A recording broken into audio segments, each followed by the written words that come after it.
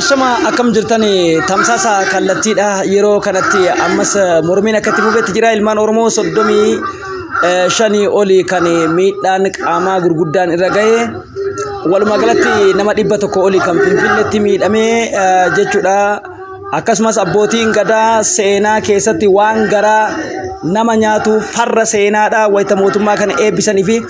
dubartii garaa keessa dhiitanii ta'ulfaa hunda yeroo miidhan agarree jirra. Kana wal qabsiisuudhaan kana qofa osoo hin taane ilmaan Oromoodha Abiyyi diina Oromoo ta'uu akkasumas ammoo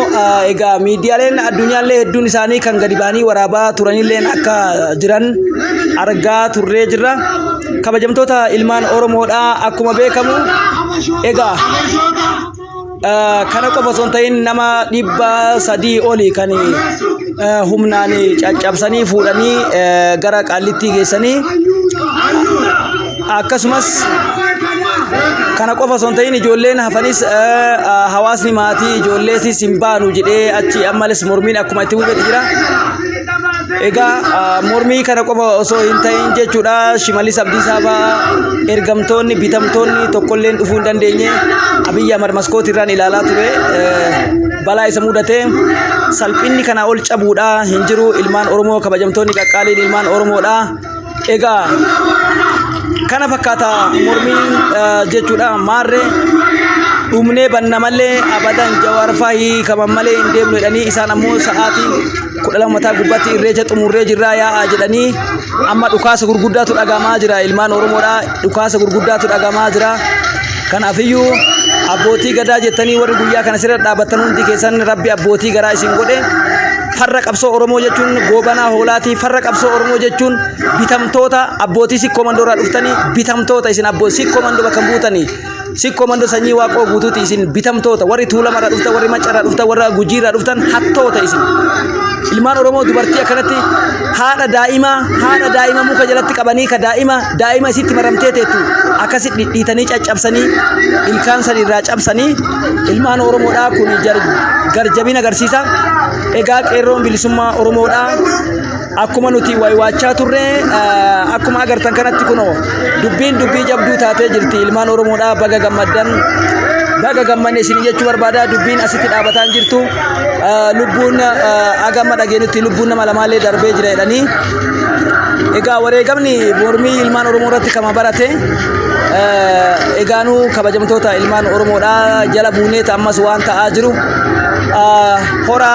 Finfinneetii fi kan Bishooftus jala buuneetiin kan isin dhiyeessinu ta'a jechuudha walii dabarsaa sheer walii godha isin jedha.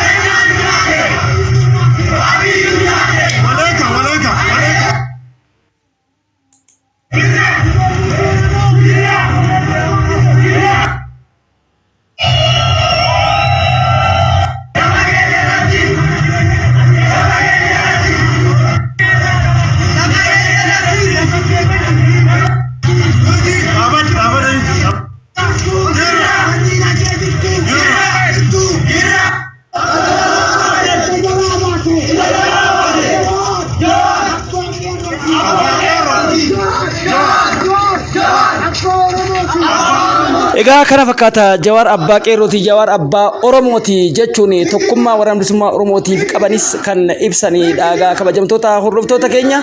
maarree sagantaan keenya har'aaf qabannee dhiyaanne kana fakkaata hundi keessa waa hedduu irraa baratan jedheetiin abdadhaa sirni biltsiginnaa akkanatti salphatee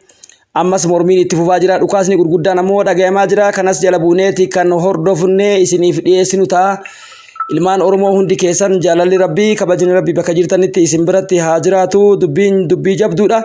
akka salphatti ilaalina isiniin jechuu barbaada kabajamtoota qaqqaalii ilmaan Oromoo hedduun isin jaaladha hedduun isin kabaja hayyeega oduun kenna kana fakkaata amma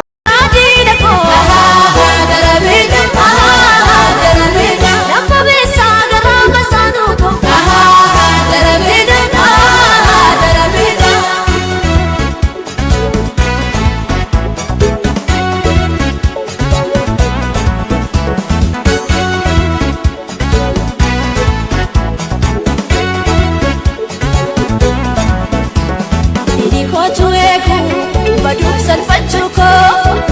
Yonna gonfeme ulfinana nana